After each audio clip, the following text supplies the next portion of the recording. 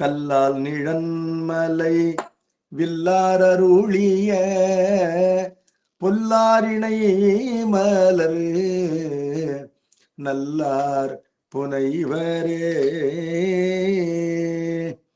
பேசும் பொருளுக்கு இலக்கிதமாம் பெற்றிருந்த மாசில் மணியின் மணி வார்த்தை பேசி பெருந்துறையே என்று பிறப்பறுத்தேன் நல்ல மருந்தின் அடி என் மனத்தே வைத்து. திருச்சிற்றம்பலம். பெரியோர்களே, ஆசிரியர் பெருமகனார் மெய்கண்ட தேவநாயனாருடைய சிவஞான போதம் 6வது நூற்பா பெருமானுடைய உண்மை வடிவத்தை கூறுவது. அந்த நூற்பாவின் நோக்கமாக சத்து மற்றும் அசத்துக்களுடைய வரையறையை வகுப்பது என்று ஆசிரியர் கூறினார். அசத்து இன்னது என்று முதல் அதிகரணத்திலே கூறினார். சத்து இன்னது என்று 2வது அதிகரணத்திலே கூறினார். சத்திற்கான இலக்கணம் அது சுற்றறிவினால் அறியப்படுவது அன்று, அது அறவே அறியப்படாததும் அன்று, அது தன் அருளினாலேயே அறியப்படும் என்பதாகும். அவ்வாறு அந்த பதிப்பொருளை அறிவிக்கின்ற ஞானத்திற்கு பதிஞானம் அல்லது சிவஞானம் அல்லது ஒளி அல்லது அருள் என்று இப்படியெல்லாம் பெயர். இவ்வாறு சித்தாந்த சாத்திரங்களிலே சத்தின் வரையறை இருக்க, வேறு விதமாக சத்தினை வரையறுத்து கூறுவாருடைய கொள்கைகளை மறுக்கின்றார். முதலாவதாக, மெய்ப்பொருள் என்பது சத்தென்றோ அசத்தென்றோ வரையறுக்கப்பட முடியாதது, அது அனிர்வச்சனீயம் என்று கூறுகின்ற மாயாவாதிகளை மறுத்தார். அதனை சென்ற வகுப்பிலே பார்த்தோம். மனம் என்பதே உயிருக்கு ஞானத்தினை விளைவிக்கின்ற கருவியாகும். அது உலக ஞானத்தை எவ்வாறு விளைவிக்கின்றதோ அதை போலவே கடவுளை பற்றிய ஞானத்தையும் விளைவிக்கும். ஆகவே கடவுள் என்பவனும் மனத்தின் துணை கொண்டே உயிரினால் அறியப்படுகின்ற பொருள்தான் என்று கூறுகின்ற அந்த தருக்க மதத்தினையும் மறுத்தார். இப்பொழுது மூன்றாவதாக யோக மதத்தினரை மறுக்கின்றார். யோக மதத்தினர் என்ன கூறுகின்றார்கள் கேட்டா, யமம், நியமம், ஆசனம், பிரத்யாகாரம், தியானம், சமாதி முதலிய 8 அங்கங்களோடு கூடிய விசேட ஞான பயிற்சியாகின்ற யோகம், அதனால் எய்துகின்ற பாவனை, அந்த பாவனையினால் மட்டும்தான் கடவுள் அறியப்படுவான். ஆகவே கடவுளை அறிவதற்கான வழிமுறை என்பது இந்த அட்டாங்க யோகமாகும் என்று அவர்கள் கூறுவார்கள். அவர்கள் கூற்றை இங்கு மறுக்கின்றார். நம்முடைய நிலை என்ன என்று கேட்டால், இறைவன் எந்த விதமான பாவனையினாலும் அறியப்படாதவன், அவன் எல்லா விதமான பாவனைகளுக்கும் அப்பாற்பட்டவன். இருந்தாலும் அவன் அருளினாலே ஒரு பாவனை நிகழும் என்றால் அந்த பாவனை அவனை அறிவிக்கும் என்பதாகும். சிந்திப்பரியன சிந்திப்பவர்க்கு சிறந்து செந்தேன் முந்தி பொழிவன என்று அப்பர் பெருமானுடைய திருவிருத்தம். சிந்தனைக்கு அப்பாற்பட்டது சிவபெருமானுடைய திருவடி. இருந்தாலும் அது அங்கரம் அப்பாற்பட்டது என்று அவனுடைய அருளையே துணையாக எதிர்பார்த்திருப்பவர்களுக்கு அது அகப்படும். அப்படியும் அந்நிறமும் அவ்வண்ணமும் அவன் அருளே கண்ணாக காணினல்லால் இப்படியன் இந்நிறத்தன் இவ்வண்ணத்தன் இவன் இறைவன் என்று எழுதி காட்டுனாதே என்றும் அப்பெருமான் திருத்தாண்டகத்திலே கூறுகின்றார். என்பதனால எந்த விதமான பாவனைக்கும் அகப்படாதவனாக, அவன் அருளினாலேயே உள்ளபடி அவன் அறியப்படுபவனாக இருக்கின்றான் என்பதனால அவனை அறிகின்ற ஒரு பாவனை முறை என்பது எந்த நூல்களிலும் இல்லை என்பது பொருள். ஆகவே யோக மதத்தினர் கூறுகின்ற விசேட பாவனையினால அவன் அறியப்பட மாட்டான் என்பதை 3வது எடுத்துக்காட்டு வெண்பாவினாலே கூறுகின்றார். இந்த சிவஞான போத நூலிலே இந்த எடுத்துக்காட்டு வெண்பா 37வது எடுத்துக்காட்டு வெண்பாவாக அமைந்திருக்கின்றது. அந்த வெண்பாவை படிப்போம். பாவகமேல் பாவகம். வடமொழியில வர்க்க எழுத்துக்கள் என்று ஒவ்வொரு எழுத்துக்கும் 4 உச்சரிப்புகள் இருக்கின்றன. ப என்ற எழுத்தை எடுத்துக்கொண்டால் ப என்பது முதல் உச்சரிப்பு, அதனை அழுத்தி ப என்று கூறுவது 2வது உச்சரிப்பு, ப என்று மென்மையாக கூறுவது 3வது உச்சரிப்பு, அந்த மென்மையிலேயே ஒரு அதிர்ச்சியை கொடுத்து ப என்று கூறுவது 4வது உச்சரிப்பு. இந்த 4வது உச்சரிப்பு தான் பக்தி என்று வருகின்றது. பாவகம் என்றும் வருகின்றது. பாவகம் என்றால் பாவனை, பாவனை என்றால் சிந்தனை, மெடிடேஷன் என்பது பொருள். பாவகம் என்று படிக்கக்கூடாது, பாவம் என்ற சொல்லுங்க இல்ல. பாவகம் என்றால் பாவித்தல், உள்ளத்தினால் எண்ணுதல், அது பாவித்தல். பாவகமேல் தான் அசத்தாம், பாவனா தீத்தம் எனில் பாவகமாம், அன்றெண்ணில் பாழதுவாம். பாவகத்தை பாவித்தல் தான் எண்ணில் பாவகமாம், தன் அருளால் பாவிப்பது பரம் இல் பாழ் என்பது பாடல். கொஞ்சம் கடினமான பாடல், கொஞ்சம் ஆழமாக பார்க்க வேண்டும். பாவகமேல் தான் அசத்தாம் அப்படின்னு சொன்னார். பாவகம் என்றால் கருதப்படுவது. இதுவரையிலும் நாம் உள்ளமென்ற கருவியை கொண்டு உலகத்திலே பல பொருள்களை கருதி இருக்கின்றோம். ஒரு பொருளை உள்ளம் கருதுவதற்கு முன்பாக அந்த பொருளை பற்றிய அறிவு புறக்கருவிகளாகின்ற ஞான இந்திரியங்களினாலே உயிருக்கு நிகழ்கின்றது. கண் ஒன்றை காட்டுகின்றது, காது ஒன்றை கேட்பிக்கின்றது, நா ஒன்றை சுவைப்பிக்கின்றது, தோல் ஒன்றை தீண்டுவிக்கின்றது. இப்படிப்பட்ட உணர்வுகளை பெற்ற உயிர் தொடர்ந்து அதனை பற்றி கருதுகின்றது உள்ளத்தினாலே. இவ்வாறு உள்ளத்தினாலே கருதுவது நாம் எல்லோரும் அறிந்து வைத்திருக்கின்ற பாவகம், அதான் கருதல். இவ்வாறு கடவுள் கருதப்படுவான் என்று சொன்னால் என்ன காரணம்னா, பாவகம் என்பது 4 நிலைகளிலே உண்டு. இந்த 4 நிலைகளிலே யோக பாவனை என்பது அடங்க வேண்டும். நீங்கள் கூறுகின்ற யோக பாவனை என்பது எல்லோரும் அறிந்து வைத்திருக்கின்ற சாதாரணமான கருவிகளோடு கூடிய பாவனை என்று சொன்னால் அசத்தாம் என்று சொன்னார். அசத்தாம் என்றால் அந்த பாவனைக்கு அகப்படுகின்ற பொருள் அசத்தாகி போகும். இது முதலிலிருந்தே சொல்லப்படுவது. என்ன சொல்லப்படுவது? நூற்பாவிலேயே சொல்லப்பட்டதுதான். நூற்பா எப்படி சொல்கின்றது? உணருரு எனின் உணருரு அசத்தெனின் உணராது இன்மையின் என்பது நூற்பா. உணருரு எனின் அசத்து என்று சொன்னார். உணரப்படுகின்ற உரு என்று சொன்னால் அது அசத்தாகி போகும். அப்ப உணர்வுரு என்றால் அதுதான் இங்க பாவகம்னு சொல்லப்பட்டிருக்கு. கருவி கரணங்களோடு கூடிய அறிவு. இப்ப கருவிகளோடு கூடிய அறிவினால் கருதப்படுவது அதான் உணர்வுரு என்று சொன்னால் அவ்வாறு கருதப்படுகின்ற பொருள் அசத்தாகி போகும். ஏன்? அது சுட்டறிவு.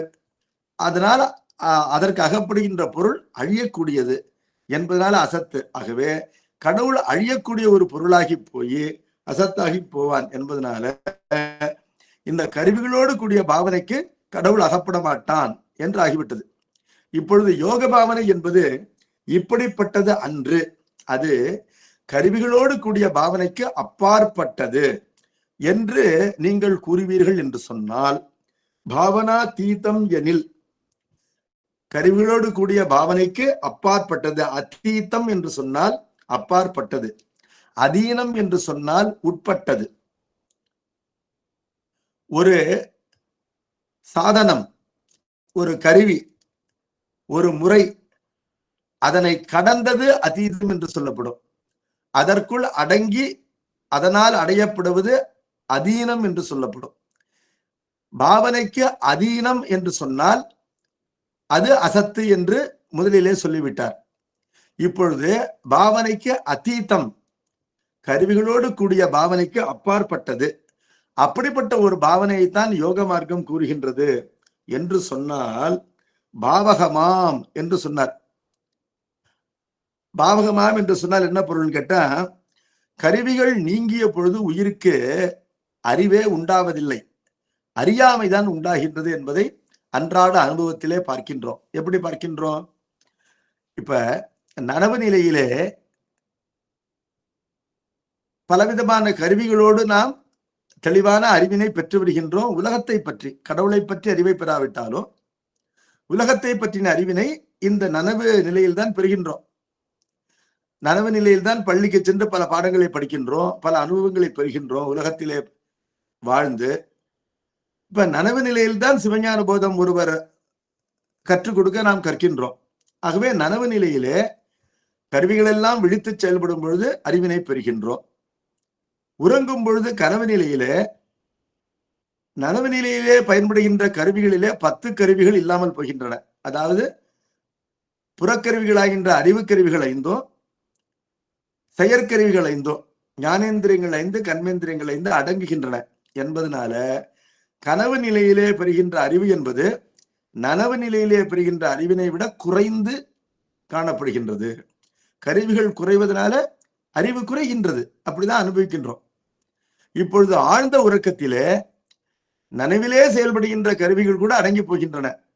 அங்கு சித்தம், அப்புறம் பிராணன் மற்றும் புருடன் ஆகின்ற 3 கருவிகள் தான் இருக்கின்றன. அப்பொழுது நன்றாக உறங்கும் பொழுது அறியாமைதான் நிகழ்கின்றது. ஆனால் உறங்கி விழித்தவன் நன்றாக உறங்கினேன் என்று கூறுகின்றான் என்பதனால அங்கு அறிவு உயிருக்கு ஊசலாடி கொண்டிருக்கின்றது என்று பார்க்கின்றோம். அதனை கடந்த 2 அவத்தைகளிலே முற்றுமாக அறியாமையே நிகழ்கின்றது. ஆகவே கருவிகள் கூட கூட அறிவு அதிகரிக்கின்றது, கருவிகள் குறைய குறைய அறியாமை அதிகரிக்கின்றது. இப்பொழுது எல்லா விதமான கருவிகளோடும் கூடிய பாவனை என்று சொன்னால் பாவிக்கப்படும் பொருள் அசத்து, ஆகவே அது கடவுளாகாது என்று சொல்லிவிட்டார்.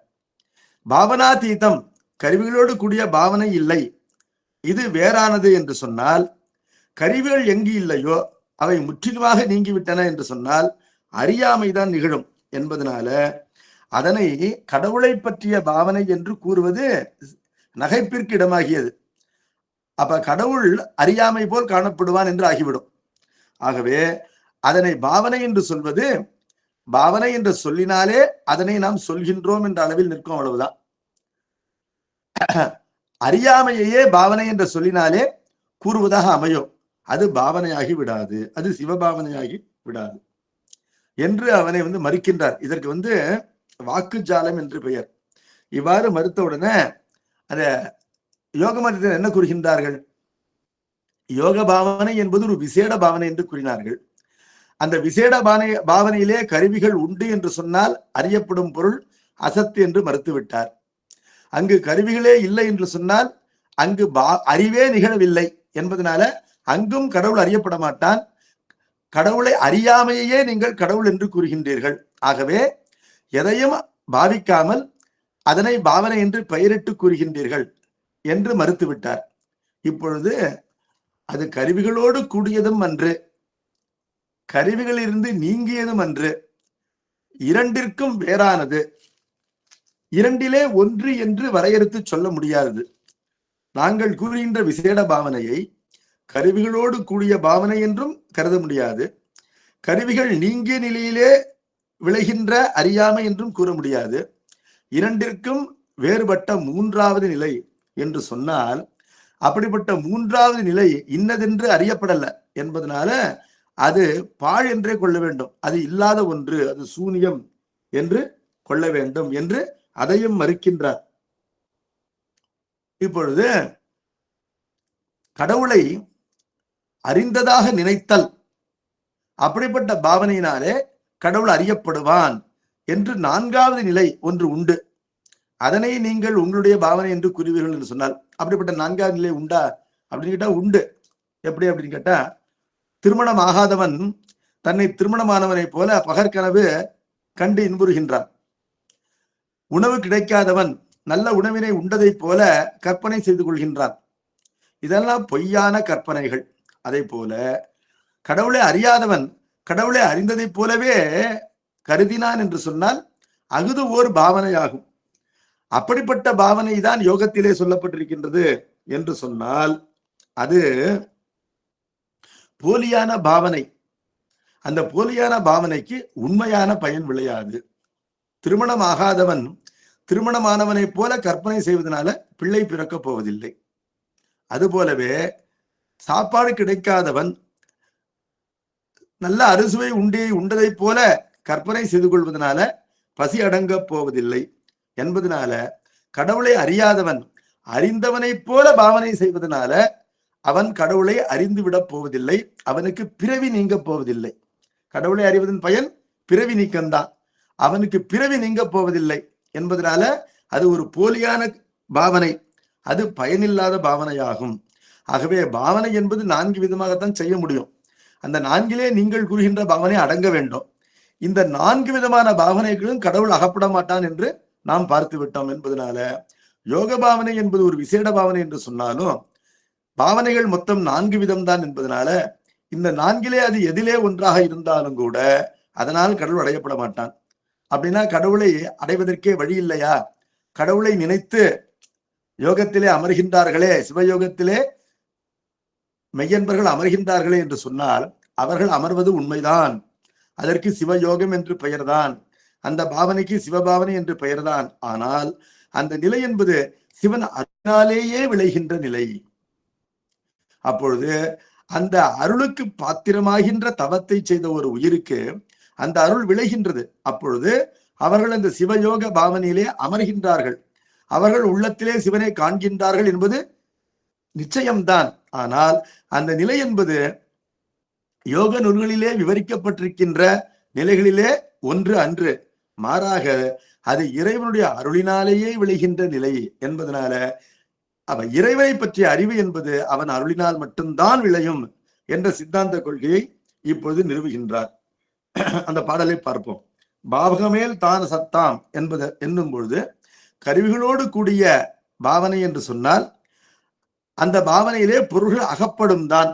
ஆனால் அவ்வாறு அகப்படுகின்ற எல்லா பொருள்களும் அசத்தாகி போய் அழியும் என்பதனால கடவுள் மட்டும் அந்த பாவனைக்கு அகப்பட மாட்டான்.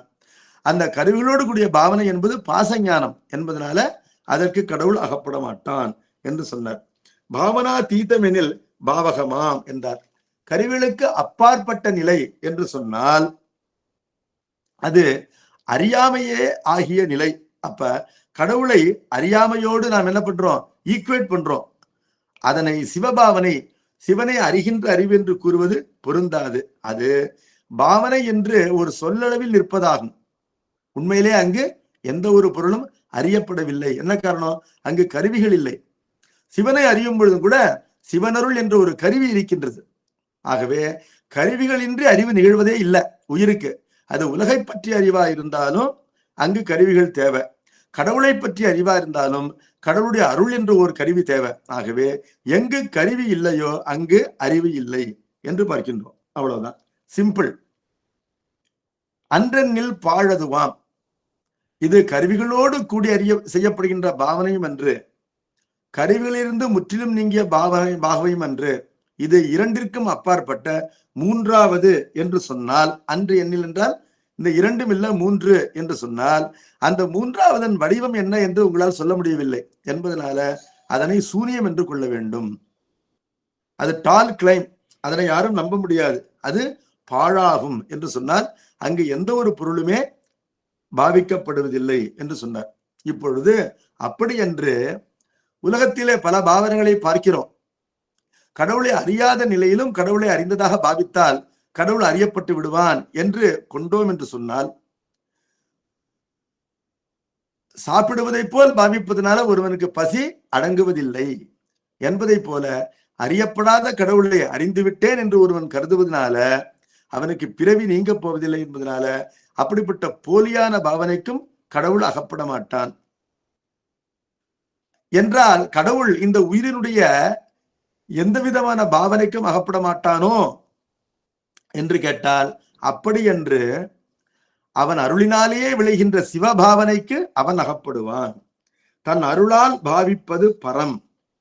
பரம் மேலான கடவுள் என்பவன் தன் அருளினாலேயே பாவிக்கப்படுவான். அருளாலேயே என்ற ஏகாரம் அங்கு செய்யுள் நோக்கி குறைந்திருக்கின்றது.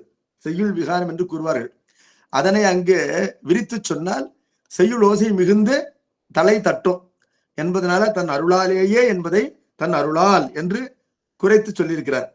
கடவுளுடைய அருளினாலேயே பரம் என்பது பாவிப்பது என்றால் பரம் பாவிக்கப்படுவான், அது ஒரு பாவிக்கப்படுகின்ற பொருள் தான். ஆனால் அந்த பாவித்தற்கு பயன்படுகின்ற கருவி என்பது அவருடைய அருளேயாகும் என்று கூறினார். சிந்திப்பரியன சிந்திப்பவர்க்கு சிறந்து செந்தேன் முந்தி பொழிவன என்பதனுடைய பொருள். இல் பாழ் என்பதனால கடவுள் பாழான ஒரு பொருள் அன்று. கடவுள் என்பவன் சூனியம் அன்று. கடவுள் என்பவன் ஒரு பாவ பொருள் தான், அதாவது உள்ள பொருள், உணரத்தக்க பொருள்தான். ஆன்மாவின் இடமதாகி உசிர்ப்பெனும் உணர்வின் உள்ளார் ஒற்றியூருடைய கோவே. இந்த உயிரிடத்திலேயே அதனுடைய உணர்ச்சிக்குள் அகப்படுகின்ற கடவுள் இருக்கின்றான் என்று அப்பர் கூறுகின்றார். ஆகவே உயிர் அறிவுக்குள்ளே உணரத்தக்க பொருளாக கடவுள் இருக்கின்றான். அந்த கடவுளை உணர்விப்பது அவனுடைய அருள். எப்படின்னா, நம்முடைய உடம்பு சொரணையுள்ள ஒரு உடம்பு தான். ஆனால் நெருப்பினை தொட்டு சுட்டுக் கொள்ளும் பொழுது நெருப்பினுடைய சூடுதான் நெருப்பினை அறிவிக்கின்றது. அதே நேரத்துல சொரணையில்லாத தோலுக்கு அது அறியப்படாது. அதுபோல சுரணையுள்ள ஒரு தோல் தான் நெருப்பினை தொட்டு சுட்டுக் கொள்ளும். அதே போல அறிவுள்ள உயிர்தான் தன் அறிவுக்குள்ளே கடவுளுடைய அறிவினாலே கடவுளை அறியும் என்று அறிய வேண்டும். இந்த உயிர் கடவுளை அறிய வேண்டும் என்றால் அது அறிவுள்ள உயிராக இருக்க வேண்டும். ஆனால் அதனுடைய அறிவு அதனை அறிவித்து விடுமா? கடவுளை அறிவித்து விடுமா? அறிவிக்காது. அந்த உயிரினுடைய அறிவிற்குள்ளே தன்னை அறிவிக்கின்ற கடவுளுடைய அறிவு செயல்படுகின்றது. எதை போலன்னா, சொரணையுள்ள ஒரு தோல், அந்த தோலுக்கு நெருப்பினுடைய சூடுதான் நெருப்பினை அறிவிக்கின்றது. அதை போல என்று பார்க்கின்றோம். காண்கின்ற கண்ணுக்கு ஒரு கைவிளக்குத்தான் பொருளை அறிவிக்கின்றது என்பதை போல காண்கின்ற கண்ணுக்கு சூரியனுடைய ஒளிதான் சூரியனை அறிவிக்கின்றது என்பதை போல. ஆகவே அறிவு வடிவாக இருக்கின்ற உயிருக்கு அதன் அறிவிற்குள்ளே கடவுளுடைய அறிவு அதனை அறிவிக்கின்றது. இப்ப உயிர் அறிவு பொருளா இருந்தாலும் உயிரின் அறிவு என்பது கடவுளை அறிவதற்கு போதுமானது அன்று. அது தேவையானது, ஆனால் போதுமானது என்று. உயிரினுடைய அறிவு என்பது மஸ்ட், ஆனால் இட் இஸ் நாட் சஃபிஷியன்ட், அது போதுமானது என்று. உயிர் அறிவிற்குள்ளே தன்னை அறிவிக்கின்ற சிவனுடைய அறிவு கலந்து சிவனை அறிவிக்க வேண்டும். அவ்வாறு சிவனை அறிவிக்கும் போது உயிர் என்ன பண்ணும்? இறைவனோடு இரண்டரை கலந்து இறைவனாகவே இருந்து இறைவனை அனுபவிக்கும் என்பது இந்த எடுத்துக்காட்டு வெண்பாவிற்கு அடுத்த எடுத்துக்காட்டு வெண்பாவிலே சொல்ல போகின்றார். அவ்வாறு இறைவனோடு இரண்டரை கலந்து உயிரறிவானது இறைவன் அறிவு அறிவிக்க இறைவனை அறிகின்ற நிலையிலும் கூட பொருள் தன்மையினால் அங்கு இரண்டு பொருள்கள் வேறுபட்டு இருக்கின்றன. உயிர் என்ற ஒரு பொருள், இறைவன் என்ற ஒரு பொருள், பொருள் தன்மையினால் வேறுபட்டிருக்கின்றன. ஆனால் முக்தி நிலையிலே இறைவனை அறிகின்ற நிலையிலே சிவபோகம் விளையும் பொழுது கலப்பினால் உயிர் இறைவனோடு ஒன்றாகி இருக்கின்றது என்பது சித்தாந்தத்தினுடைய முடிவு. அதனை 5வது எடுத்துக்காட்டு என்பார் சிறப்பாக கூறும். இப்பொழுது உயிருடைய சிந்தனைக்குள் சிவம் வருகின்றான் என்று சொன்னால் அது சிவனுடைய அருளினால் வருகின்றானே அல்லாமல் கருவிகளோடு கூடி சிந்திப்பதாலோ கருவிகளிலிருந்து நீங்கி சிந்திப்பதாலோ இரண்டு நிலைக்கும் அப்பாற்பட்டு மூன்றாவது ஒன்று உண்டு என்று வீணாக கொள்வதினாலோ அல்லது அறியாத கடவுளை அறிந்து விட்டோம் என்று கற்பனை செய்து கொள்வதினாலோ இதனாலெல்லாம் இறைவன் அறியப்படவே மாட்டான் என்பதனை இந்த பாடலிலே நமக்கு தெளிவாக மெய்கண்டார் கூறியிருக்கின்றார். இப்பொழுது தன்னருளால் பாவிப்பது பரம் என்று இந்த பாடலிலே சொன்னார். இதற்கு முதல் பாடல் 2வது எடுத்துக்காட்டில என்ன சொன்னார் அப்படின்னு கேட்டா, தன்னால் உணர்தலால் மெய்கண்டான் தான் இரண்டாய் காணான் தமி. மெய்கண்டான் இறைவனை அறிந்தவன் தன்னால் உணர்தலால் அந்த இறைவனுடைய துணை கொண்டே அவனை உணர்தலினாலே தமி அந்த தனிப்பொருளாகின்ற கடவுளை தான் இரண்டாய் காணான், தனக்கு வேறாக அந்நியமாக பார்க்க மாட்டான் என்று தருக்க மதத்தினருக்கு விடையளித்தார். அதனையே இங்கு சிறிதே அந்த 3ஆம் வேற்றுமை உருவினை விரித்து தன் அருளால் பாவிப்பது பரம். எந்த நிலையிலும் கடவுளுடைய அருள் துணை கொண்டே கடவுளை பாவிக்க வேண்டியது நமக்கு பரம் என்றால் கடமை என்று ஆகின்றது. பரம் என்றால் பரம்பொருள் என்று கொண்டால் பரம்பொருள் இவ்வாறே பாவிக்கப்படும் என்று ஆகின்றது. பரம் என்ற சொல்லுக்கு 2 பொருள். கடமை என்பது ஒரு பொருள். அப்ப இறைவனை எவ்வாறு பாவிக்கலாம் என்று சொன்னால் இறைவன் அருளை கொண்டே பாவிக்க வேண்டும், அது உயிருக்கு கடமையாகின்றது என்பது ஒரு பொருள். கடவுள் பாழான ஒரு பொருள் அன்று என்பதையும் இங்கு இல் பாழ் என்ற 2 சொற்களினாலே நமக்கு சொல்லி இருக்கின்றார். இப்பொழுது கடவுள் அருளினாலேயே கடவுளை பாவித்தல் என்பது யாருக்கு கைகூடும் கேட்டா, சரியை கிரிய யோகமாகின்ற நிலையிலே இருந்து பெருமானுக்கு பேரன்பினாலே தொண்டு செய்வாருக்கு அது தானாக விளைகின்ற நிலை என்பதனை திருமுறைகளை கொண்டு பார்க்கின்றோம். இது ஒரு வீணாக சொல்லப்படுகின்ற விஷயம் அன்று, தகுதியுடையோருக்கு அருள் விளைகின்றது என்பதனை திருமுறைகள் காட்டுகின்றன. பாச வேறறுக்கும் பழம்பொருள் தன்னை பற்றுமாறு அடியனேற்கு அருளி பூசனை உகந்து என் சிந்தையுள் புகுந்து பூங்கழல் காட்டிய பொருளே தேசுடை விளக்கே செழுஞ்சுடர் மூர்த்தி செல்வமே சிவபெருமானே ஈசனே உன்னை சிக்கன பிடித்தேன் எங்கெழுந்தருளுவது நீயே என்று திருவாசகம். பாச வேறறுக்கும் பழம்பொருள், பாசத்தினை வேரோடு அறுக்கின்ற உழவாரத்தை செய்கின்ற பழமையான கடவுள் இருக்கின்றானே அவன் தன்னை பற்றுமாறு அடியனேற்கருளி அவனை எவ்வாறு பிடித்து கொள்ள வேண்டும் என்ற அந்த பாவகத்தை எனக்கு அவனே அருளினான் என்று கூறுகின்றார். தன்னை பற்றுமாறு அடியனேற்கருளி அவ்வாறு அருளிய அவன் தன்னை எவ்வாறு பூசிப்பது என்பதையும் சொல்லிக் கொடுத்தான்.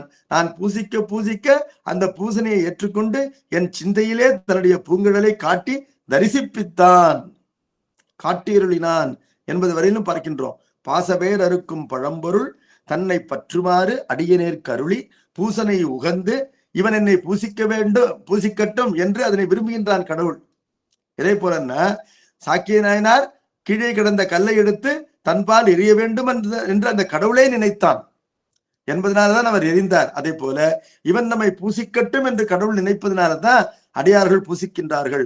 எடுத்துக்காட்டு என்னன்னு கேட்டா, சண்டேச நாயனார் தன்னை பூசிக்க வேண்டும் என்று இறைவன் விரும்பினார், அதனை சண்டேச நாயனார் உணர்ந்தார். கண்ணப்ப நாயனாரும் இறைவனை பூசிக்க வேண்டும் என்று கடவுளே விரும்பினார் என்பதனால கண்ணப்ப நாயனாரும் தான் அறிந்த வகையிலே அவனை பூசித்தார் என்று பார்க்கின்றோம். ஆகவே கடவுள் விரும்பி அவனை பூசிப்பவர் உண்டு என்று பார்க்கின்றோம்.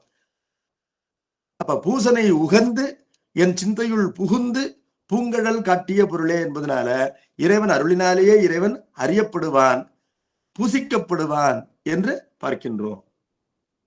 அடுத்தது சைவத்தினுடைய பல பிரிவுகளிலே சிவ சமவாதம் என்று ஒரு பிரிவு. அது என்ன சொல்லுதுன்னு கேட்டா, முக்தி நிலையிலே ஆன்மா சிவனுக்கு சமமாய் நிற்கும் என்று கூறுகின்றது. அப்ப சிவனை போலவே எல்லா ஆற்றல்களையும் பெற்று இந்த உயிரானது நிற்கும். அது இறைவனோடு கலப்பினால் ஒன்றாவதில்லை, அதாவது இரண்டர கலப்பது என்பது இல்லை. அது மலம் நீங்கிய நிலையிலே இறைவனை போலவே பிரகாசிக்கின்ற பேரறிவு கொண்டதாக இருக்கும் என்பதனால அது தன்னுடைய உயிரின் அறிவின் ஆற்றலினாலேயே அது தனக்கு இணையாக இருக்கின்ற சிவனை இன்ன தன்மையன் என்று உள்ளவாறு அறிந்துவிடும். இதே போலன்னு கேட்டா, ஒரு பாண்டிய மன்னன் இருக்கின்றான், அவன் பெரிய சைன்யத்தோடு பேராற்றலோடு இருக்கின்றான். இன்னொரு மன்னன் இருக்கின்றான், சோழ மன்னன், அவனும் அவ்வாறு பேராற்றலோடு பெருஞ்சைன்யத்தோடு இருக்கின்றான். இப்பொழுது அவர்கள் இருவரும் வேறு வேறு பொருள்கள் தான், ஆனால் இணையான ஆற்றல் கொண்டவர்கள். இப்பொழுது சோழ மன்னனை அறிய வேண்டும் என்று சொன்னால் பாண்டிய மன்னன் எப்படி அறிவான்? தன்னை போல் அவன் இருக்கின்றான் என்று அறிவான், அவ்வளவுதான். அதாவது தான் நினைத்ததெல்லாம் தன்னுடைய நாட்டிலே எவ்வாறு நடக்கின்றதோ அதே போலதான் சோழ மன்னனுக்கு அவன் வைத்தது சட்டமாக எல்லோரும் அவனை மதித்து நடப்பார்கள் என்று தன்னை போல் அவன் தனக்கு சமமானவன் என்னும் பொழுது அவனை அவனோடு கலந்து அறிய வேண்டிய தேவையில்லை. தனக்கு இணையானவன் என்பதை அறிந்தால் போதும், அப்பொழுது தன்னை அறிவதே அவனை அறிவதாகும். இந்த உயிர் முக்தி நிலையிலே இறைவனுக்கு சமமாகின்றது. எப்படி சமமாகின்றது? இறைவனிடத்திலே மலம் இல்லை, முக்தி நிலையிலே உயிருக்கு மலம் இல்லை. மலம் நீங்கிய பொழுது உயிர் என்னாகின்றது? சிவனுக்கு இணையாகின்றது. சிவனுக்கு இணையாகி விட்டதுனால அது சிவனோடு கலக்க வேண்டிய தேவையில்லை. அது அதனுடைய அறிவு சிவனுடைய அறிவை போலவே பேரறிவாகி விடுகின்றது என்பதனால சிவன் எப்படிப்பட்டவன் என்பதை தன் அறிவை கொண்டே அது அறிந்துவிடும் என்று அவர்கள் கூறுகின்றார்கள். இந்த நகைப்புக்குரிய அந்த தத்துவத்தை மறுக்கின்றார். எப்படி மறுக்கின்றார்னா, எந்த நிலையிலும் உயிரறிவினால் மட்டும் இறைவன் அறியப்படுபவன் அல்லன். உயிர் இறைவனை அறிகின்றது என்பது உண்மை, ஆனால் உயிர் இறைவனை தன்னுடைய அறிவை கொண்டு அறிகின்றது என்று சொல்லக்கூடாது. உயிர்தான் இறைவனை அறிகின்றது, உயிர் அறிகின்ற பொருள், இறைவன் அறியப்படுகின்ற பொருள். அதுல எந்த விதமான வேறுபாடும் இல்லை. ஆனால் உலகத்திலே சுற்றறிவினாலே அறியப்படுகின்ற ஒரு பொருளை உயிரறிவு தனக்கு புறத்தே வைத்து இன்னது என்று சுட்டி அறிவதை போல கடவுளை அறிய முடியாது என்பதனால கடவுளை அறிகின்ற உயிர் அறிகின்ற உயிராகவும் அந்த உயிரால் அறியப்படுகின்ற கடவுள் அறியப்படும் பொருளாகவும் இருப்பது உண்மை என்றாலும் அது புறத்தே நிகழ்வதில்லை, உயிரின் அறிவிற்குள்ளேயே நிகழ்கின்றது என்பதனால கலத்தல் என்பது அடிப்படை. இறைவனோடு கலக்காமல் இந்த உயிர் இறைவனை அறிய முடியாது. ஆகவே அங்கு இரண்டரை கலத்தல் என்பது கடவுளை அறிவதற்கு அடிப்படை. அப்படி கலக்கும் பொழுது கலக்கின்ற கடவுளின் அறிவின் துணை கொண்டுதான் உயிர் அறிகின்றது. உயிரறிவு தன்னுடைய ஆற்றலினாலேயே கடவுளை அறிந்து விடவில்லை. தன்னிடத்திலே கலக்கின்ற கடவுள், அந்த கடவுளுடைய அறிவை கொண்டுதான் உயிரானது கடவுளை அறிகின்றது. இப்பொழுது அறிவுக்குள்ளே ஒரு அறிவு கலந்து அந்த அறிவிற்கு ஒரு பொருளை அறிவிக்க முடியுமா என்று சில சந்தேகம் வரலாம். ஆனால் அப்படித்தான் நிகழ்கின்றது. என்ன காரணம்னா, உயிரறிவு என்பது அதனுடைய தன்மை வேறு, கடவுள் அறிவு என்பதனுடைய தன்மை வேறு. உயிரறிவு என்பது யாண்டுமே ஏகதேசமாக பொருள்களை அறிந்து பழகி வந்திருக்கின்ற ஒரு சிற்றறிவு என்பதனால அது அகண்ட ஞானத்தினால் மட்டுமே அறியப்படுகின்ற கடவுளை இதுவரையிலும் ஏகதேச ஞானத்தினாலேயே ஒவ்வொரு பொருளாக அறிந்து மறந்து வந்திருக்கின்ற உயிரறிவு என்பது தன்னுடைய ஆற்றலினாலேயே அறிந்து விடாது. இப்பொழுது உயிரறிவிற்கு அந்த ஆற்றலை தருவதற்கு கடவுளுடைய அறிவு தேவைப்படுகின்றது. கடவுள் அறிவு என்ன செய்கின்றது? உயிரறிவிலே கலப்பதனால தன்னை அறிகின்ற ஆற்றலை உயிரறிவுக்கு தருகின்றது என்பதனால அந்த ஆற்றலை கடவுள் அறிவிடமிருந்து பெற்ற உயிர் அந்த கடவுள் அறிவின் துணை கொண்டு கடவுளை உள்ளவர் அறிகின்றது. ஆனால் அறிவது என்னமோ உயிர்தான் என்று பார்க்கின்றோம். அறியப்படும் பொருள் சிவம், அறிவது உயிர் என்று பார்க்கின்றோம். இப்பொழுது கண்ணினை செலுத்துகின்ற உயிர், அந்த கண் உயிரினால் செலுத்தப்படுகின்ற காரணத்தினாலே தன்னை செலுத்துகின்ற உயிரினை எப்படி கண் அறியாது செலுத்தப்பட்டு நிற்குமோ அதே போல கண் என்பது தூலமாக இருக்கின்றது, அதனினும் சூக்குமமாக உயிர் இருக்கின்றது. அதே போல உயிரறிவு என்பது தூலமாக இருந்து அதற்குள்ளே இருக்கின்ற சிவனறிவு என்பது சூக்குமமாக இருக்கின்ற காரணத்தினாலே உயிரறிவு அதனுடைய தூலத்தன்மையினாலேயே சூக்குமமாக இருந்து தனக்குள் இருந்து தன்னை செலுத்துகின்ற அந்த சிவனுடைய அறிவினை அறியாது. என்ன காரணம்? தன்னை செலுத்துகின்ற அறிவினை எந்த அறிவும் அறியாது. செலுத்தப்படுபவன் செலுத்துவோனை அறிய மாட்டான் என்பது அடிப்படை. அப்பொழுது கண் செலுத்தப்படுகின்ற காரணத்தினாலே செலுத்துகின்ற உயிரறிவினை அறியல. அதே போலவே உயிரறிவு செலுத்தப்படுகின்ற காரணத்தினாலே செலுத்துவனாகின்ற சிவனறிவை அறியாது. அப்ப செலுத்தப்படுகின்ற உயிரறிவு தூலமாக இருக்கின்றது, செலுத்துகின்ற சிவனறிவு சூக்குமமாக இருக்கின்றது, நோக்கரிய நோக்காக நுணுக்கரிய நுண்ணுணர்வாக இருக்கின்றது என்பதனால அதனை அறிய வேண்டும் என்று சொன்னால் அந்த செலுத்துகின்ற உயிரறிவின் சிவனறிவின் துணை கொண்டே உயிரானது சிவனை அறிய வேண்டும். உயிரறிவுக்கு சிவனறிவு தலைவனாக இருக்கின்றது என்பது பொருள். ஆகவே சிவ சமவாதத்தினை இப்பொழுது இங்கு மறுக்கின்றார். சிவசமவாதம் என்ன சொல்லுது? இறைவனை அறிவதற்கு மலம் நீங்கிய உயிர் தன்னுடைய அறிவினாலேயே அறிந்துவிடும் என்று கூறுகின்றார்கள். அதற்கு உயிர் என்பது இறைவனோடு இரண்டரை கலத்தல் என்பது தேவையில்லை. அதாவது இறைவன் அறிவின் துணை கொண்டே இறைவனை அறிய வேண்டும், பதிஞானம் வேண்டும் என்பது தேவையில்லை. மலம் நீங்கிய நிலையிலே உயிரின் ஞானமே போதுமானது என்று கூறுகின்றார்கள். அதனை 4வது எடுத்துக்காட்டு வெண்பாவினாலே மறுக்கின்றார்.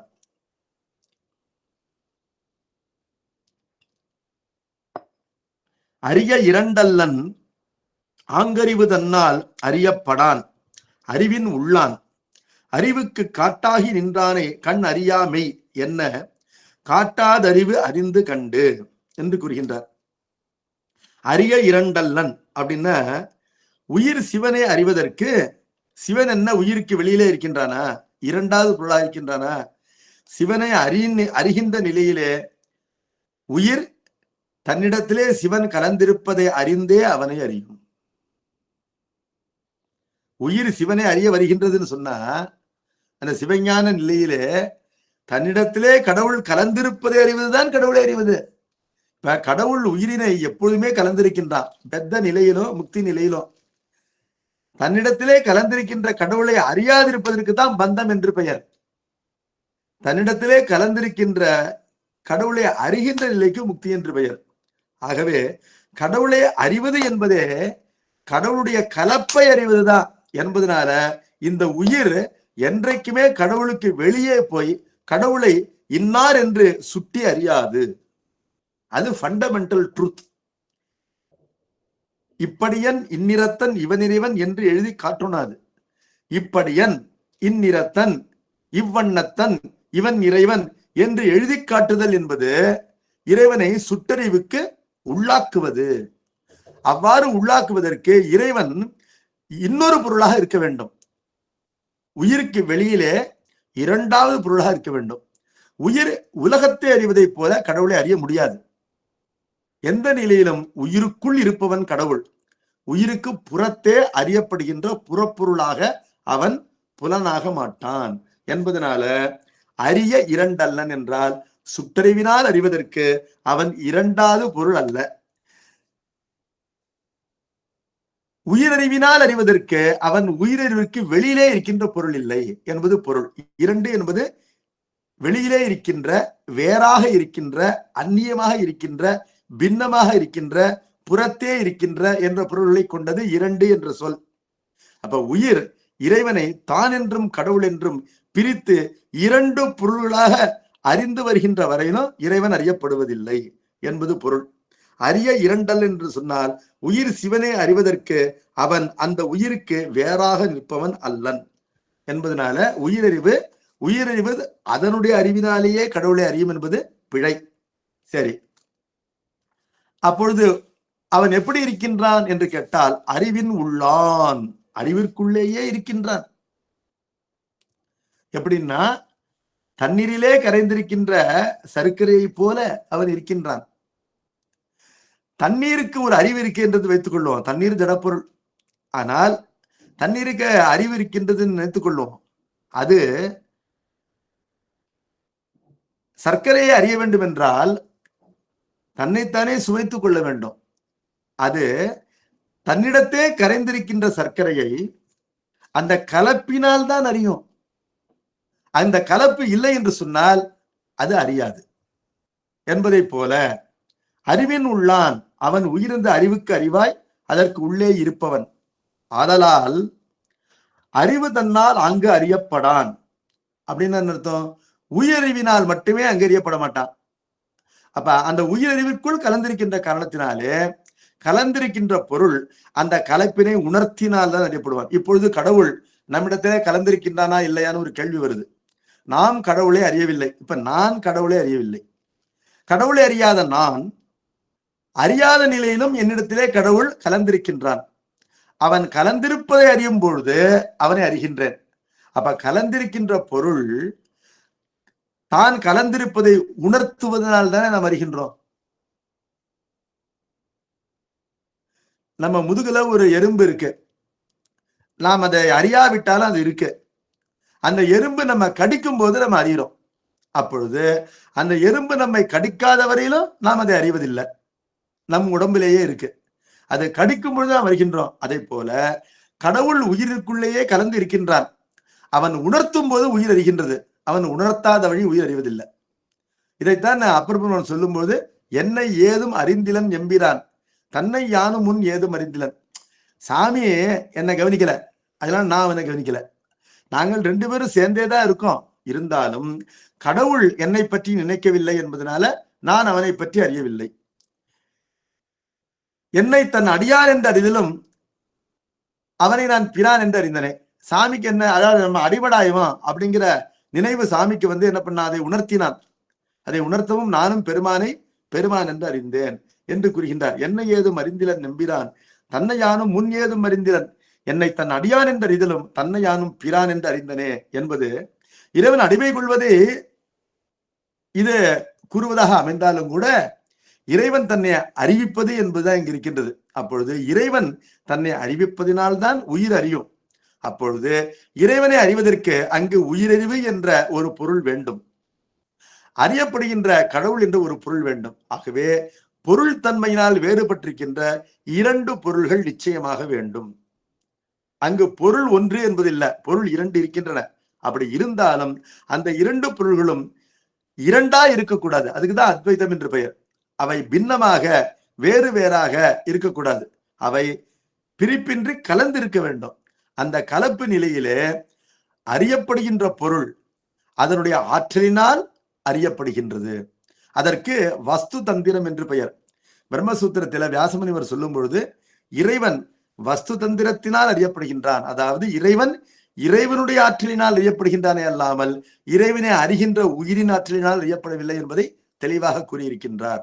அப்பொழுது இறைவனை அறிகின்ற நிலையிலே அவனை பற்றிய அறிவு என்பது அவன் அருள் துணை கொண்டே நிகழும். ஆனால் அறிகின்ற அறிவு பொருள் தன்மையினாலே அவன் அறிவுக்கு வேறானது, கலப்பினாலே ஒன்றானது என்பதை சூக்குமமாக உணர வேண்டும்.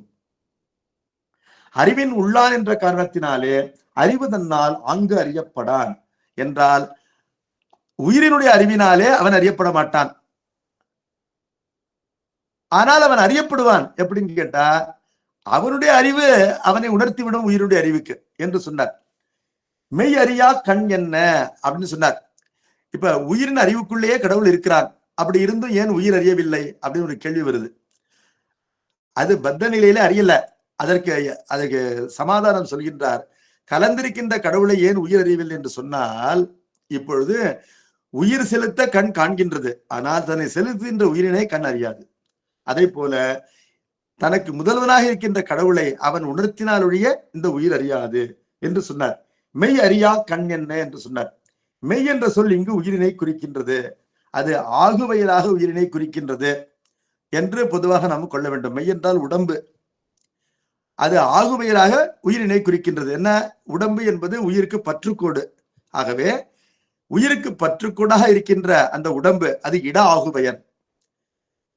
உடம்பு என்பது இடம், உயிர் என்பது இடத்து நிகழ்பொருள். இடம் என்பது இடத்து நிகழ்பொருளுக்கு ஆகி வருவது இட ஆகுபெயர் என்பதனால உடம்பு என்பது உயிரினை குறிப்பது இட ஆகுபெயர் என்று கொள்ள வேண்டும். மெய் என்பது உயிரினை குறிக்கின்றது. ஆனா மெய்கண்டாருடைய சிவஞான போதம் வேதங்களை அடிப்படையாக கொண்டிருக்கின்றது என்று அடிக்கடி சொல்லுவேன். இதுல வேதங்களிலே உயிருக்கு சத்தியம் என்ற ஒரு பெயர் இருக்கின்றது. அல்லது கடவுளுக்கு சத்தியசிய சத்தியம் என்று பெயர். அதாவது என்ன, உயிருக்கு சத்தியம் என்ற பெயர் இருப்பதனால கடவுளுக்கு உயிருக்கு உயிர் என்ற பெயர் இருக்கின்றது. அதாவது சத்தியசிய சத்தியம். அப்ப ஏன் உயிருக்கு சத்தியம் என்று பெயர்னு கேட்டா, உயிர் சப்ஜெக்ட் என்பதனால சத்தியம், பாசம் என்பது ஆப்ஜெக்ட் என்பதனால அசத்தியம். அப்ப சுற்றறிவினால் அறியப்படுகின்ற பாசத்தினை அசத்து என்று சித்தாந்தம் கூறுவது என்பது வேத நெறியாகும். வேதம் என்பது பிரபஞ்சத்தினை சத்தென்றும் அசத்தென்றும் தான் பிரிக்கின்றது. ஏனைய நூல்கள் எல்லாம் சித்தென்றும் அச்சித்தென்றும் பிரிக்கும். அதாவது அறிவுடை உலகம், அறிவில் உலகம் என்று எல்லா நூல்களும் பிரிக்கின்றன. ஆனால் வேதம் மட்டும் சத்தென்றும் அசத்தென்றும் பிரிக்கின்றது. அதனால்தான் எதா தமஸ் தன்ன திவான ராத்திரிகே என்ற இடத்துல அந்த முக்தி நிலையிலே சிவம் மட்டுமே ஒளிர்கின்றது. படைப்பிற்கு முன்பும் சிவம் மட்டுமே இருக்கின்றது. அங்கு சத்தும் அசத்தும் இல்லை என்று கூறுகின்றது. சத்தும் அசத்தும் இல்லை என்று சொல்லும் பொழுது சப்ஜெக்ட் ஆகின்ற, எழுவாய் ஆகின்ற, அறிவோன் ஆகின்ற உயிருலகமும் இல்லை. ஆப்ஜெக்ட் ஆகின்ற, செய்யப்படும் பொருளாகின்ற, அறிபொருளாகின்ற, அச்சேதனமாகின்ற உலகமும் இல்லை என்று சொல்லும் பொழுது பாசத்தினை அசத்தென்றும் உயிரினை சத்தென்றும் கூறுகின்றது. அந்த நெறியினை இங்கு இந்த பாடலிலே பின்பற்றுகின்றார் என்பதனால உயிரினை மெய் என்ற வேத வழக்கத்தினாலே கூறுகின்றார். என்ன காரணம்? உயிர் என்பது மெய் என்றும் உலகம் என்பது பொய் என்றும் சிவம் என்பது இரண்டிற்கும் வேறானது என்றும் சொல்லப்பட்டிருக்கு என்பதனால மெய்யறியா கண் என்ன என்று சொன்னால், உயிரினால் செலுத்தப்படுகின்ற கண் அறியாது என்பதை போல தன்னை செலுத்துகின்ற கடவுளை இந்த உயிர் அறியாது. அறிவுக்கு காட்டாகி நின்றானை என்றால் உயிரறிவிற்கு காட்டு என்பது காண்பதற்கு துணை செய்கின்ற ஒரு பொருளுக்கு காட்டு என்பது பெயர். எப்படின்னா, இருட்டிலே செல்கின்ற ஒருவனுக்கு கையிலே இருக்கின்ற டார்ச் லைட் காட்டு ஆகின்றது. காட்டுனா என்ன? காட்சிக்கு துணை செய்வது. இப்பொழுது அறிவு அறிகின்றது என்று சொன்னாலும் கூட அறிவினுடைய அறிகின்ற செயலுக்கு துணை செய்கின்ற அறிவு சிவனுடைய அறிவு. உலகத்தை அறியும் பொழுது கூட அந்த துணையானது செய்யப்படுகின்றது என்பது பின்னால் வரப்போகின்றது. காணும் கண்ணுக்கு காட்டும் உளம்போல் காண உள்ளத்தை கண்டு காட்டல் என்று இந்த கடவுள் அறிவு என்பது உயிரறிவிற்கு கண்டு காட்டுகின்ற அந்த உதவியை செய்கின்றது. அது காணும் உபகாரம் என்றும் காட்டும் உபகாரம் என்றும் சொல்லப்படும். காட்டும் உபகாரம் என்பதே தொடர்ந்து நிகழ்வதுதான் காணும் உபகாரம். இறைவன் காணும் உபகாரத்தை செய்யவில்லை என்றால் உயிருக்கு இன்ப துன்ப நுகர்ச்சியே இல்லை என்பதையெல்லாம் பின்னால் வருகின்ற நூற்பாக்கள் விளக்கப் போகின்றன. என்பதனால உயிரறிவிற்கு காட்டாக விளங்குவது எதுன்னு கேட்டா சிவன் அறிவு. அறிவுக்கு காட்டாகி நின்றான் என்றால் உயிருக்கு அறிவுக்கு துணையாக இருக்கின்ற சிவனை அறிவு கண்டறிந்து காட்டாது. உயிரறிவு தன்னுடைய ஆற்றலினாலே அவனை கண்டு உயிருக்கு காட்டாது. அப்ப உயிருக்கென்று ஒரு உயிரறிவு என்ற ஆற்றல் இருக்கின்றது, ஞான சக்தி உயிருக்கு இருக்கின்றது. அப்ப உயிரினுடைய ஞான சக்தி என்பது தன்னுடைய ஆற்றலினாலேயே கடவுளை கண்டு தன்னை உடையவனாகின்ற உயிருக்கு அந்த கடவுளை காட்டாது. மாறாக அந்த உயிரறிவிலே இருக்கின்ற சிவனறிவு அந்த சிவனை காட்ட உயிரறிவு அதனை கண்டு உயிருக்கு காட்டும் என்பது பொருள். உயிரது அறிவும் சிவனது அறிவும் அறிவு என்ற அளவிலே ஒன்று போல சொல்லப்பட்டாலும் இரண்டினுடைய ஆற்றல்களும் பெரிய வேறுபாடு கொண்டன. உயிரினது அறிவு தூல அறிவு, சிவனது அறிவு சூக்கும அறிவு என்று அறிய வேண்டும். இப்ப தூலமாகிய நீரிலே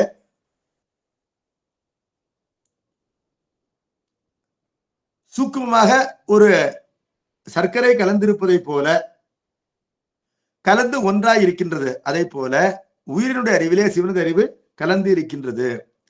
தண்ணீர் அதிலே வெள்ளம் கலந்திருக்கும் பொழுது தன்னை சுவைப்பதும் தன்னிடத்திலே கலந்திருக்கின்ற அந்த வெள்ளத்தை சுவைப்பதும் ஒன்றுதான். அங்கு கலப்பினாலே ஒற்றுமை இருக்கின்றது. அப்பொழுது தண்ணீர் அந்த இனிப்பினை உணர்ந்தால் தண்ணீருக்கும் சுவை இல்லை என்பதனால இனிப்பினை உணர்கின்ற நிலையிலே இனிப்பு என்பது அந்த வெள்ளத்தினுடைய குணமாகின்ற ஆற்றல் என்பதனால வெள்ளத்தின் ஆற்றலினால்தான் அந்த இனிப்பானது தண்ணீரினாலே உணரப்படுகின்றது என்று அறிய வேண்டும். இப்ப தண்ணீரினை ஒரு ஜடப்பொருள் என்று கொள்ளாமல் அறிவு பொருள் போல இப்ப நம்ம சொல்றோம். இந்த தூலம் சுக்கும் என்பதை விளக்குவதற்காக மட்டும்தான் இந்த உண்மையை எடுத்து சொல்றேன். ஆகவே இது வஸ்து தந்திரம் என்று சொல்லப்படும். ஒரு பொருளுடைய ஆற்றினாலே பொருள் அறியப்படும் என்பது வஸ்து தந்திரம். அறிபவனுடைய ஆற்றினாலே பொருள் அறியப்படும் என்பது புருஷ தந்திரம். புருஷ தந்திரத்தினாலே ஒரு பொருள் அறியப்பட்டால் அறியப்படுகின்ற பொருளுக்கு அழிவு ஏற்படும். அது சுட்டறிவு என்று ஆகும். இப்பொழுது இறைவனை பற்றிய அறிவு என்பது சுட்டறிவு ஆகாது என்பதனால அது வஸ்து தந்திரமாக இறைவனுடைய ஆற்றலினாலேயே இறைவன் அறியப்படுகின்றான் என்பதை உறுதியாக கடைபிடிக்க வேண்டும் என்று சிவசமவாதிகளுக்கு கூறினார். அது மட்டுமில்ல, உயிர் கடவுளிடமிருந்து பிரிந்து நின்று இறைவனை அறியவே முடியாது. உயிர் எந்த நிலையிலும் கடவுளுக்கு சமமாகவும் ஆகாது. என்ன காரணம்னா, மலம் நீங்கினாலும் உயிரறிவின் ஆற்றல் என்பது குறைவு. என்ன காரணம்? அது மலநீக்கம் ஏற்பட்டாலும் கூட அது தூலமான அறிவு தான். கடவுள் அறிவு என்பது சூக்குமமான அறிவு. உயிர் அறிவிற்குள்ளே அது எப்பொழுதுமே கலந்து இருக்கின்றது. அது பிரிக்க உண்ணாது கலந்து இருப்பதனால அது பிரிந்திருப்பதை போல பாவித்து சமவாதம் கூறக்கூடாது என்று அவர்களுக்கு கூறிவிட்டார். அடுத்தது 5வது கடைசி எடுத்துக்காட்டு வெண்பா. இந்த 2வது இரணத்துல சிவாத்வைத சைவர் என்று ஒரு சைவம் இருக்கின்றது. அது சித்தாந்த சைவத்திற்கு அடுத்தபடியிலே இருப்பது. மாயாவாதிகள் கடவுளை அப்பிரமேயம், எப்பொழுதுமே பிரமாணத்தினாலே அறியப்படாதவன் என்று கொள்கின்றார்கள். ஆனால் சைவ சித்தாந்தம் அவன் அப்பிரமேயமாக அறியப்படுபவன் என்று கொள்கின்றது. அப்பொழுது அப்பிரமேயம் என்பதற்கு சுற்றறிவினால் அறியப்படுவது என்ற அளவில் தான் பொருள். சுற்றறிவினால் அறியப்படாமல் அறியப்படுபவன் என்பது சைவத்தினுடைய கொள்கை. அவன் எப்பொழுதுமே அப்பிரமேயன், அறியப்படாதவன் என்பது மாயாவாதிகளுடைய கொள்கை. அந்த மாயாவாதிகளின் கொள்கைகளுக்கும் சிவாத்வைதர்களுடைய கொள்கைகளுக்கும் என்ன வேறுபாடுன்னா, மாயாவாதிகளுடைய பரம்பொருள் நிர்குண பரம்பொருள், அது எந்த விதமான குண விசேடமும் இல்லாதது. ஆனால் சிவாத்வைத சைவத்திலே அதே பரம்பொருள் எப்படிப்பட்டதுன்னு கேட்டா அது சகல விதமான மங்கள குணங்களையும் கொண்டது. சத்து சித்து ஆனந்தம் உள்ளிட்ட பலவிதமான எண்ணில்லாத நல்ல மங்களமான பெரிய குணங்களை கொண்டது. ஆனந்தம் என்பது அதனுடைய குணங்களிலே தலையாயது. அந்த குணம்தான் உயிரினுடைய இன்பத்திற்கு காரணமாவது என்பதையெல்லாம் கூறிவிட்டு, ஆனால் மாயாவாதிகளைப் போல அவர்கள் ஒரு விதமான அத்வைதம் கூறுவார்கள். எப்படி கூறுவார்கள் கேட்டா, இந்த உயிரானது முக்தி நிலையிலே இறைவனோடு கலந்து ஒன்றாகி போகிவிடும் என்பதனால உயிரினுடைய உயிர்த்தன்மை கட்டு அது சிவமாகிவிடும். இப்ப உயிர் முக்தி நிலையிலே இறைவனோடு கலந்து சிவனாகி விடுதல் என்பது அவருடைய நிலை, ஒன்றாகி போதல். அப்பொழுது அங்கு இரண்டு பொருள் இல்லை, உயிர் சிவமே ஆகிவிடுகின்றது என்பதனால அங்கு உயிருக்கு உயிர்த்தன்மை இல்லை. உயிர்த்தன்மை இல்லை என்னும் பொழுது அங்கு பேரு யாருக்கு? பேர் என்றால் பாக்கியம், லாபம். யாருக்கு லாபம்? முக்தி என்பது உயிருக்குத்தான். அப்பொழுது பெறப்படுகின்ற ஆனந்தம் என்பது இல்லைங்கும் போது உயிர் இல்லை என்றால் பெறுவான் இல்லை, பெறுவான் இல்லை என்றால் பேரு இல்லை, அப்பொழுது முக்தியும் இல்லை. அப்ப உயிர் இறைவனோடு கலந்து ஒன்றாகி இறைவனாகவே இருத்தல், உயிர்த்தன்மை கெட்டு போதல் என்பது உயிருக்கு முக்தி என்று எவ்வாறு கூற முடியும் என்பதோடு கூட மாயாவாதிகள் கூறுவதை போல அல்லாமல் கடவுளுக்கு எண்ணில்லாத நல்ல ஆனந்தம் முதலிய குணங்கள் உண்டு என்று கூறும் பொழுது அந்த குணங்களை உண்டு என்று அறிபவன் யார்? கடவுளுக்கு அந்த குணங்களை உண்டு என்று அறிகின்ற போகம், அந்த சிவ போகம், அது உயிராக இருந்தால்தான் விளையும், கடவுளாக இருந்தால் விளையாது. எதை போலன்னா, கற்கண்டு கற்கண்டாகவே இருக்கின்றது என்று சொன்னால் கற்கண்டு தனக்குத்தானே இனிக்காது. கற்கண்டு இனிக்கின்றது என்பதை அறிவதற்கு அதனை கடிக்கின்ற ஒரு எறும்பு தான் அறியும். அப்பொழுது எறும்பு அந்த கற்கண்டிலேயே படிந்து தொடர்ந்து அதனை நுகர்ந்து கொண்டே இருக்கின்றது என்று சொல்லலாம். அவ்வாறு இனிப்பினை உணரும் பொழுது கற்கண்டின் ஆற்றலினால் அந்த எறும்பு அந்த இனிப்பினை உணர்கின்றது. அந்த எறும்பு கற்கண்டாகவே ஆகிவிட்டது என்று சொன்னால் அங்கு நுகர்ச்சி நின்று போகும். அப்பொழுது கற்கண்டு இனிக்கின்றது என்று கூறுவதற்கு அங்கு யாரும் இல்லை என்பதனால கடவுள் எல்லா விதமான நல்ல குணங்களோடு கூடியவன் என்று அறிந்து கூற முடியாது. ஆகவே அந்த நிலை பொய்யாகி போகும் என்று அவர்களுக்கு எடுத்துக் கூறுகின்றார். அதற்கு அவர்கள் என்ன தடை கூறுவார்கள் சொன்னா, உயிர் இறைவனோடு இரண்டர கலக்கவில்லை என்று சொன்னால் இறைவனுடைய கல்யாண குணங்களை, ஆனந்த முதலிய குணங்களை உயிர் எவ்வாறு அறியும் என்று கேட்பார்கள். அப்படி கேட்கும் பொழுது உயிர் இறைவனோடு இரண்டரை கலக்கின்றது என்பது உண்மை. ஆனால் பொருள் தன்மையினால் அங்கு வேறுபட்டு இருக்கின்றது. உயிர் இறைவனை அறியும் பொழுது அது உயிராக நின்று அறியவில்லை, சிவமாக நின்று அறிகின்றது. சிவமாக நின்று அறிதல் என்பது என்னன்னு கேட்டா, உயிருக்குள்ளே கலக்கின்ற கடவுள் தன்னை உயிருக்கு அறிவிக்க அது என்ன பண்ணுது? உயிர் அறிகின்றது. இந்த பந்த நிலையில் கூட உயிரறிவுக்குள் கடவுள் அறிவு கலந்து செலுத்தத்தான் உயிர் உலகத்தினை அறிந்து வந்திருக்கின்றது. அப்பொழுது கடவுள் கண்டு காட்டவே உயிர் உலகத்தை கண்டிருக்கின்றது. இந்த உயிரானது உலகத்தை காணும் பொழுது கடவுளுடைய அறிவின் துணையை எவ்வாறு பெற்றதோ அதே போலவே கடவுளை காணும் பொழுதும் அந்த கடவுள் அறிவின் துணையை பெறுகின்றது. உயிரானது உலகத்தை அறிந்து அழுந்தும் பொழுது உலகமயமாகின்றது. அதே போலவே கடவுளை அறிந்து அழுந்தும் பொழுது கடவுள் மயமாகின்றது.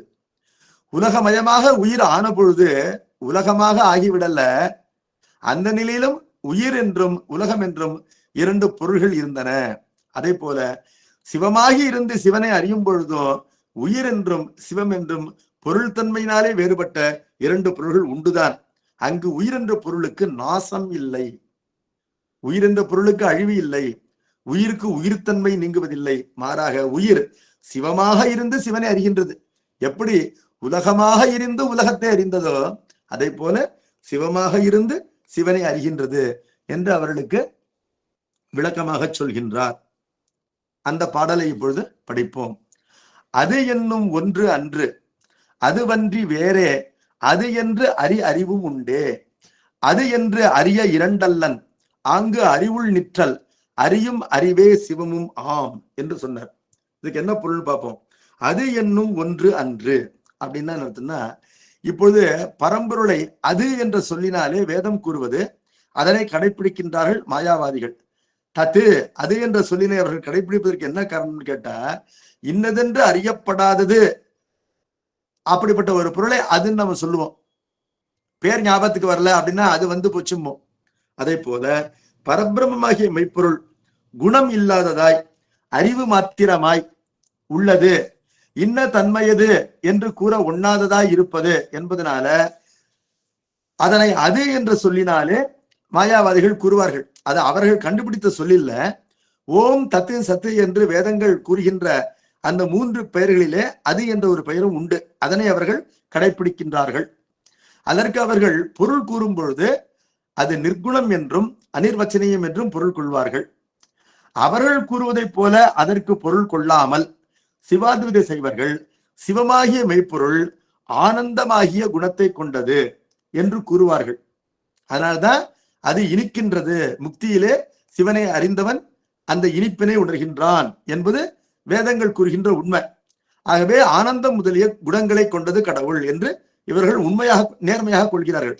அந்த கொள்கையிலே குற்றம் ஒன்றும் இல்லை. ஆனால் முக்தி நிலை பற்றி கூறும் பொழுது அவர்கள் என்ன சொல்றாங்க, சிவத்தினை சார்ந்த உயிர் சிவத்தோடு ஒன்றாகி போய் உயிர் என்ற நிலை அங்கு இல்லாமல் போய்விடும். அது சிவனுக்கு வேறாக நிற்காது, சிவமாகவே ஆகிவிடும். ஆகவே அங்கு சிவனோடு கலந்த உயிர் சிவம் என்ற ஒரு பொருள் தான் எஞ்சும் என்று அவர்கள் கூறுகின்றார்கள். அப்படி சொன்னா அது அன்றி வேறே அது என்று அறிவும் உண்டே அப்படிங்கிறார். அப்பொழுது சிவனை அறிகின்ற அறிவு அங்கு இருக்கத்தான் செய்கின்றது. அங்கு அது இல்லை என்று சொன்னால் சிவன் ஆனந்த சக்தி கொண்டவன் என்பதை எவ்வாறு அறிய முடியும்? நீங்கள் அதை சொல்லிட்டு சொல்றீங்களே முன்னுக்கு பின் முரணாக. சிவனை அறிகின்ற பொழுதுதான் அவன் ஆனந்த வடிவன் என்று அறிய முடியும். சிவனோடு ஒன்றாகி போய்விட்டோம் என்றால் அவனை ஆனந்த வடிவன் என்று அறிவதற்கு யாரும் இல்லைன்னு ஆகிடும். அப்பொழுது அவனை ஆனந்த வடிவினன் என்று அறிந்தவன் சொன்னால் தானே ஏற்றுக்கொள்ள முடியும். அறியாதவர்கள் சொல்லி எப்படி ஏற்றுக்கொள்ள முடியும் என்பதனால அவ்வாறு அவனை கொள்வதற்கு அவனை அறிகின்ற அறிவு இருக்க வேண்டும் என்று கூறுகின்றார். மங்கள குணங்களுடைய சிவமாகிய அந்த முதற்பொருள் மட்டுமன்றி அதனுடைய மங்கள குணங்களை அறிந்து அனுபவிக்கின்ற வேறோர் உயிரினது அறிவும் அந்நிலையில் உள்ளதேயாம் என்பதனால உயிரானது முக்தி நிலையிலே சிவனோடு ஒன்றாகி போய் சிவம் மட்டுமே எஞ்சுகின்றது என்று சொல்வது பிழையாகும் என்று கூறிவிட்டார். அப்ப அவங்க அப்ஜெக்ட் பண்றாங்க. என்ன அப்ஜெக்ட் பண்றாங்கன்னா, முக்தியில் உயிர் சிவத்தோடு இரண்டற்று ஒன்றாய்விடும் என்பது இல்லை என்று சொன்னால், அதாவது முக்தி என்பது உயிரானது இறைவனிடத்திலே இரண்டரை கலப்பது என்ற கொள்கையை பெரியோர்கள் எல்லாரும் கடைபிடித்திருக்கிறார்கள். அதற்கு எதிராக நீங்கள் பேசுகின்றீர்களே என்று சிவாத்வைத செய்வர்கள் நமக்கு கூறுகின்றார்கள். உயிரானது முக்தி நிலையிலே இறைவனோடு இரண்டரை கலக்கும் என்ற அந்த உயிரை நிலைக்கு மாறாக ஒரு அணு கூட நாங்க சொல்லல. நாங்க என்ன சொல்றோம்னா, முக்தி நிலையில் உயிரானது இறைவனோடு இரண்டரை கலந்து இருப்பதனால்தான் முக்தியே நிகழ்கின்றது. ஆனால் இந்த கலப்பு என்பது புதிது அன்று. உயிருடைய பந்த நிலையிலும் உயிரினிலே இறைவன் கலந்திருக்கின்றான். இப்ப முக்தி என்பது என்னன்னு கேட்டா, உயிர் என்பது அந்த கலப்பினை உணர்தல் மாத்திரம்தான். இப்போ நீங்கள் சொல்றது போல முக்தி என்பது இந்த உயிர் சிவனோடு இரண்டரை கலந்து ஒன்றாகிவிடும் என்றால் இதுவரையும் கலக்கலன் ஆகுது. நாங்க அப்படி சொல்லல. கடவுள் என்றைக்குமே உயிரிடத்திலே கலந்திருக்கின்றார்.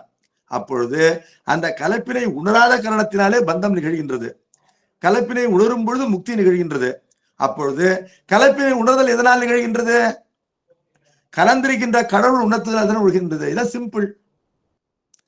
கலந்திருக்கின்ற கடவுள் அந்த கலப்பினை உணர்த்துவதனால் உயிர் உணர்கின்றது என்பதனால கலப்பு என்பது புதிது அன்று. அது என்று அறிய இரண்டல்லன்.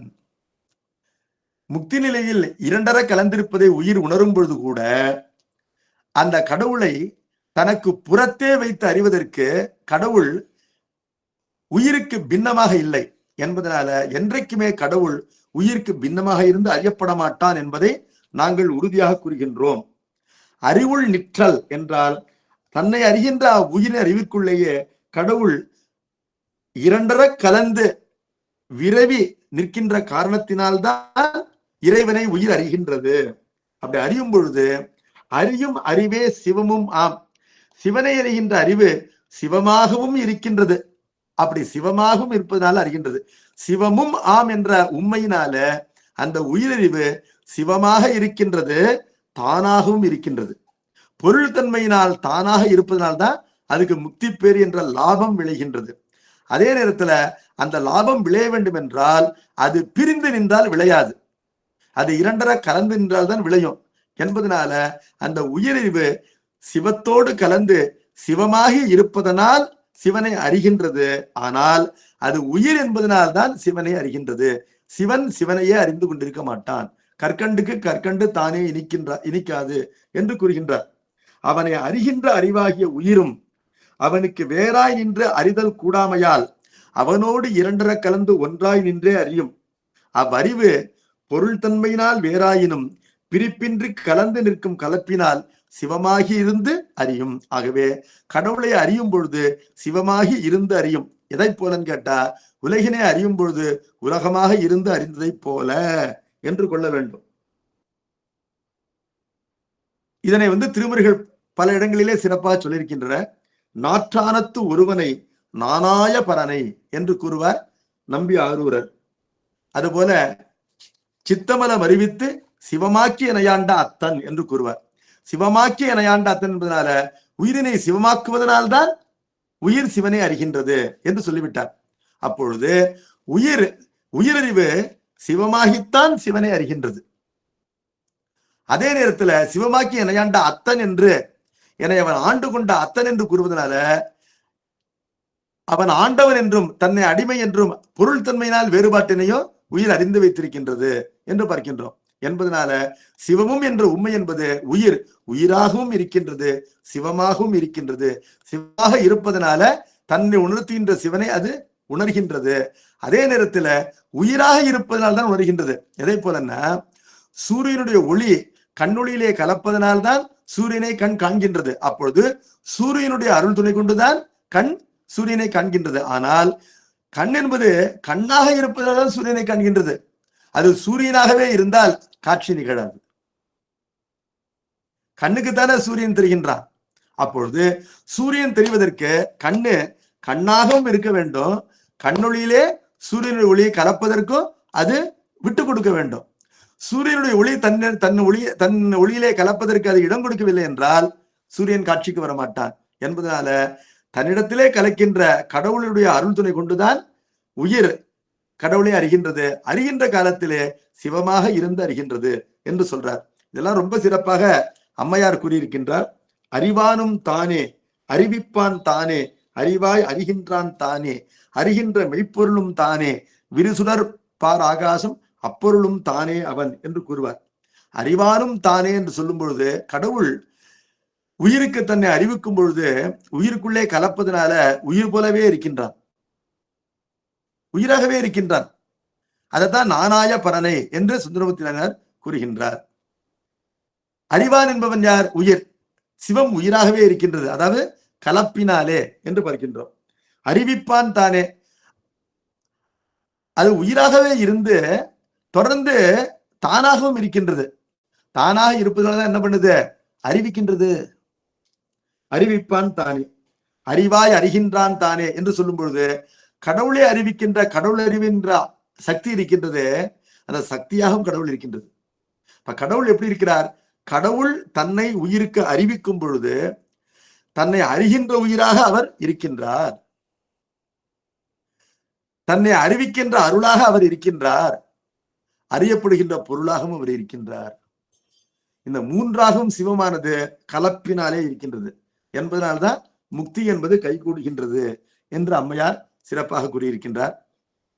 உயிர் என்பது என்றைக்குமே சார்ந்ததன் வண்ணம் இருக்கும் என்று உயிரை பற்றிய உண்மை செய்தியை அடுத்த நூற்பாவிலே சொல்லப் போகின்றார். அதற்கான ஒரு தோற்றுவாய் போல இந்த கடைசி எடுத்துக்காட்டு அமைந்திருக்கின்றது. ஒரு பளிங்கு இருக்கின்றது, அதற்கு தனக்கென்று ஒரு நிறம் இல்லை. அந்த பளிங்கிற்கு அருகிலே ஒரு சிவந்த செம்பருத்தி பூ வச்சா பளிங்கு சிவப்பாக காணப்படுகின்றது. பளிங்கிற்கு அருகிலே ஒரு நீல மணியை வைத்தால், ஒரு மரகத மணியை வைத்தால் அந்த நிறம் பச்சை நிறம் அந்த பளிங்கிலே தெரிகின்றது. இவற்றை நீக்கிவிட்டால் பளிங்கு நிறமற்றதாகி விடுகின்றது. இப்பொழுது பளிங்கு தன்னை அடுத்துள்ள பொருளுடைய நிறத்தை தான் பெறுகின்றது. பெறும்பொழுது பளிங்கு தன்னிறத்தை அறிகின்ற ஆற்றல் கொண்டது என்று கொண்டால், பளிங்கு ஒரு ஜடப்பொருள், பளிங்கிற்கு அறிவு இருக்கின்றது கொண்டால், அந்த பளிங்கு தன்னிறமாக தன்னிலே கலந்திருக்கின்ற நிறத்தை அறிந்து அந்த இன்பத்தை நுகரும். பளிங்கு தான் சிவப்பாக இருப்பதை கருதி மகிழ வேண்டும் என்று சொன்னால், அந்த சிவப்பிற்கு காரணம் பளிங்கு அன்று, சிவப்பான ஒரு பொருள். இப்பொழுது அந்த சிவப்பான பொருளுடைய சிவப்பு ஆற்றலினாலே பளிங்கு தன்னை சிவப்பாக உணர வேண்டும். உணர்வதனாலே அதுக்கு ஒரு மகிழ்ச்சி இருக்கின்றது என்று கொள்வோம்.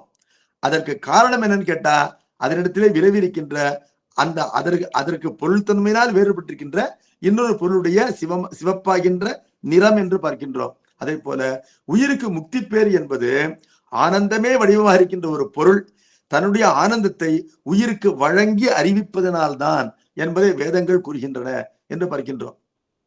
என்பதனால அதைத்தான் சைவ சித்தாந்தம் கூறுகின்றது. என்பதனால உயிர் என்ற ஒரு பொருள் இல்லாமல் இறைவனோட கலத்தல் என்பது இல்லை. கலப்பு என்பது புதிது அன்று. எப்பொழுதுமே உயிர் அறிவிற்குள்ளே இறைவனுடைய அருள் என்பது கலந்துதான் இருக்கின்றது என்பதை இங்கு சித்தாந்தம் சிறப்பாக சொல்லிவிட்டது. தொடர்ந்து அடுத்த நூற்பாவிலே இவ்வாறு உயிர் என்பது தான் சார்ந்ததன் வண்ணத்தை கொள்வது என்று உயிரினுடைய சொரூபத்தினை கூறப்போகின்றார். அதனை வருகின்ற வகுப்பிலே பார்ப்போம். நம பார்வதி பதையே ஹரஹர மகாதேவா சித்சபேஷா சிவசிதம்பரம் திருச்சிற்றம்பலம்.